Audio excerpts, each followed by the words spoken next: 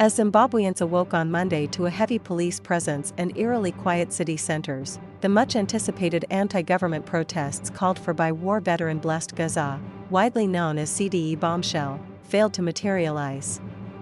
While police mounted checkpoints on roads leading to major cities and towns, searching vehicles for dangerous weapons, the streets remained largely empty, with many choosing to stay home, schools deserted, and large supermarkets remaining closed. There is no need to spin anything.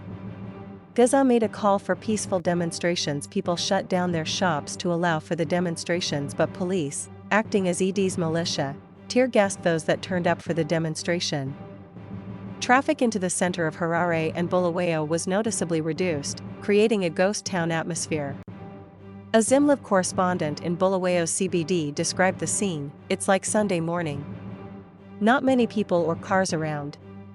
A truckload of police patrolled an empty Joshua Mkabuko Street, a stark reminder of the security forces' readiness. The planned uprising against President Emmerson Mnangagwa, whom Geza accuses of leadership failures and paying lip service to corruption, had been building for weeks. Geza, who has been charged with treason but remains at large, had urged Zimbabweans to fill up the streets on Monday, declaring, "Mnangagwa must go. It's for every Zimbabwean.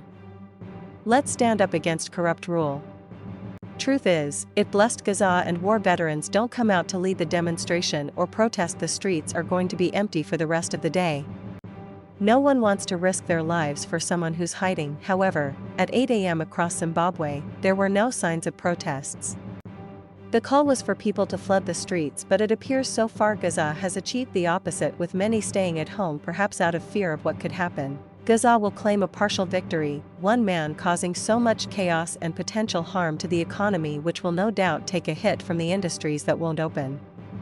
Adding to the sense of anticlimax, Geza has been noticeably silent in the lead-up to the planned protests. The nation was anticipating another address from Geza last night, where he would tell the nation how the protests would take place, what would happen next, and other logistics-related details regarding the protests.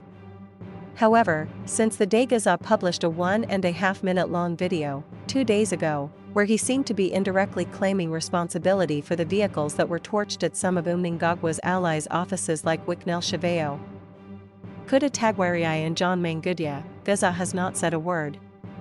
This silence has left citizens who had begun regarding him as a Moses leading the nation out of Egypt to lose their hope and simply take the day like a normal public holiday. Police in Harare fired tear gas to disperse a few protesters who had gathered at an open space near Rainbow Towers, sometimes called Freedom Square.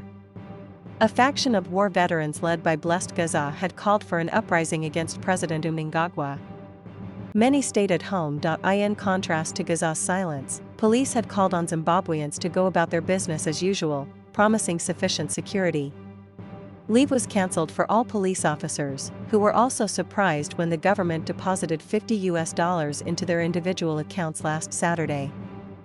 Police detectives were also made to sign a document under the Official Secrets Act committing to remain loyal to the government, to carry out any instruction given by the police commissioner, and never to divulge information on arrested suspects. The Zimbabwe Republic Police sought to reassure the public, stating on X that the situation in the country is peaceful.